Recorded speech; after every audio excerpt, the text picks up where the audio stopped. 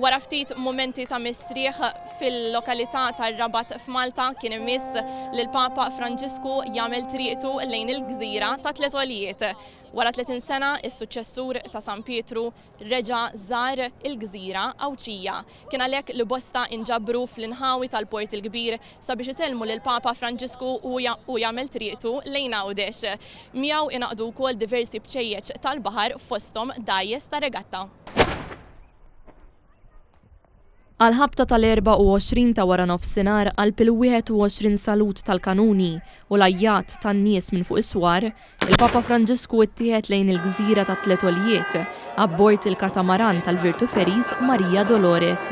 B'temp mill-isbaħ diversi persuni bil-bnadar Sofor u Bojot ħadu l-opportunità biex jinġabru fl-inħawi tal-Port il-Kbir fosthom fil-barraka ta' fuq u x-xatt tal-Belt, il-Birgu u l-Isla biex ikunu jistgħu jaraw mill-viċin lill-Papa Franġisku.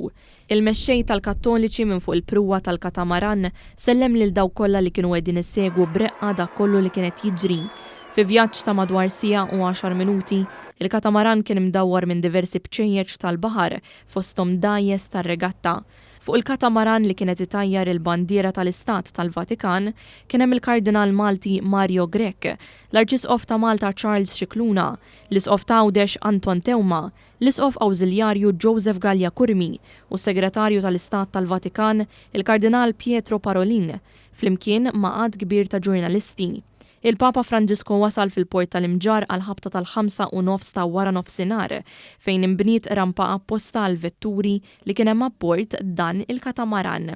Mal-wasla tiegħu il-Papa Franġisku ġie milquh mill-laqda mużikali San Giuseppe ta' Għajn Silem fejn daqqew diversi marċi ta' festa u ċelebrazzjonijiet.